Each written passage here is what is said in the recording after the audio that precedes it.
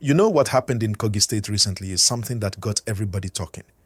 It's a story that shows how serious the government has become about fighting insecurity in that state. Security forces, acting on the direct order of Governor Ahmed Usman Ododo, went deep into the forest around Bandits in Kabba-Bunu local government area. That place has been known for a while as a hiding spot for bandits. But this time the story changed. The hunters became the hunted. If you are watching right now, please don't forget to like this video and subscribe. It helps a lot and keeps you updated anytime a story like this breaks. So, let's talk about what really happened. Security teams moved in very early in the morning, quietly and fast. They didn't make any noise, they just surrounded the forest and took positions. According to what officials said, the bandits had been using that area as their camp. They had a small setup there, some huts, some farmlands, and even what looked like a local clinic. That clinic, they said, was being used to treat injured bandits who escaped from other clashes. 2 of them were found right there, still nursing gunshot wounds. The moment the security forces arrived, those 2 tried to run, but there was no way out. They were captured immediately and taken away for treatment and questioning. Now imagine how risky that operation was. Those officers had to walk through thick bush, not knowing if there were traps or ambushes waiting. But they did their job. After they cleared the area, the order came to destroy the camp completely, to make sure no criminal will ever return there. The camp was set on fire. Smoke went up high into the sky. Some villagers nearby said they could see the flames from a distance. That was the end of that hideout. Please, if you're enjoying this gist, kindly like this video and subscribe so you don't miss updates like this one. Your support keeps us going and helps us bring these stories straight to you. Back to the matter, the State Security Advisor, Commander Jerry Omodara, RTD, was on ground during that operation. He told the newsmen that the governor gave a direct instruction to deal with criminals hiding anywhere in Kogi. He said it clearly. There's no safe place for anyone involved in kidnapping, banditry, or any act of terror in the state. He also praised the combined team of military, police, and local vigilantes who joined the operation. According to him, this is just one of many raids happening across Kogi right now.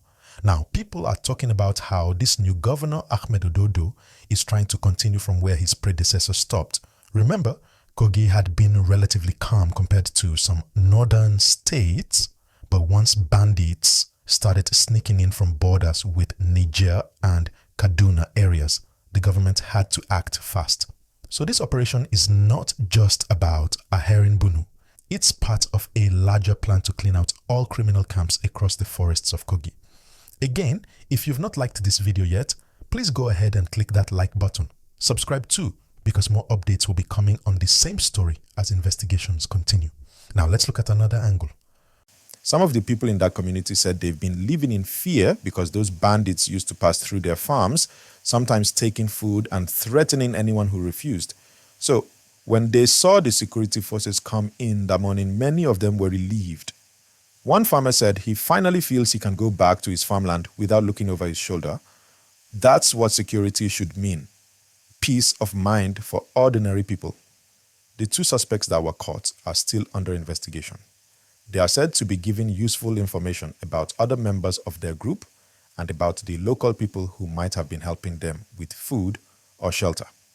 The government has also warned that anyone caught supporting or hiding criminals will face the full weight of the law. Commander Omodara made that point clear. He said no matter who you are, if you are caught helping criminals, even by treating them secretly or giving them a place to hide, you will be arrested. This whole event sends a strong message that the state is ready to defend its people. The camp that was destroyed was not just a small place, it was a base where kidnappers planned attacks and hid victims before collecting ransom. Burning it down means cutting off one of their major operation centers. And that's why people are happy. Even though the smoke rising from the bush looked scary, for them it was a sign that something good was finally happening. Alright viewers, before we continue deeper into this story and talk about what this means for the wider security in Kogi, please, if you've not yet liked this video, hit the like button now and subscribe to the channel. That way, you'll always get updates anytime we drop a new gist like this. After that operation in Kabba-Bunu, many residents around Kabba-Bunu started praising the security forces. Some of them said they finally slept with peace that night for the first time in months. You see, those bandits were not just hiding in the forest. They were using that place as a base to plan kidnappings and attacks along the nearby roads. So when the news spread that the camp had been burned and 2 suspects caught, the atmosphere changed. People started believing that maybe, just maybe, this new wave of security operations will truly bring safety back to their communities. If you are watching right now, please like this video and subscribe because we'll keep bringing you updates on stories like these. Your engagement means a lot. It keeps us growing and helps others hear about what's happening around them. Now let's talk about how this whole thing was planned. From what we've gathered, this was not a random move. The operation was based on intelligence. Information came in that 2 bandits who were badly injured in a recent clash with security forces had run into the Kabba-Bunu forest. They couldn't go far because of the wounds, so they found a local clinic where they started receiving treatment secretly. The local people giving them that treatment probably thought they were helping ordinary injured men. But when word reached the security team that the injured men were actually wanted kidnappers, the government acted fast. Governor Ododo reportedly gave a direct order, move in, capture them, and clear the camp completely. So, a combined team of the army, police, civil defense, and vigilantes moved out. They surrounded the area quietly, making sure no one escaped. When they found the suspects, they arrested them alive, even though they were bleeding. The officials said they would receive medical care, but they would also face the law. Please, if you are following this story, take a second to hit the like button and subscribe to this channel. It's important. It helps more people see stories like this that don't always make it to national headlines. Now, what made this operation stand out is how coordinated it was. People said it happened so fast that some locals didn't even know until they saw smoke coming from the forest. The security team didn't just attack blindly, they made sure civilians were safe first. After confirming that no innocent person was inside, they set the camp on fire. The burning was symbolic. It meant this place will no longer be used for evil. But this is also raising some debates. Some people are asking if destroying farmlands and structures in the area might affect innocent villagers. The government, however, insists that those particular lands were used by bandits to store food and supplies stolen from others. So, according to the officials, clearing those farms was part of making sure no trace of their operation remains. Now, let's look at the bigger meaning. What we're seeing in Kogi is part of a stronger message that criminals can no longer hide behind the thick forests of Nigeria. For a long time, many bandits have used remote forests as safe zones, knowing that security forces might avoid those areas. But this new operation shows that the government is now willing to go anywhere, even into the heart of the bush, to find them.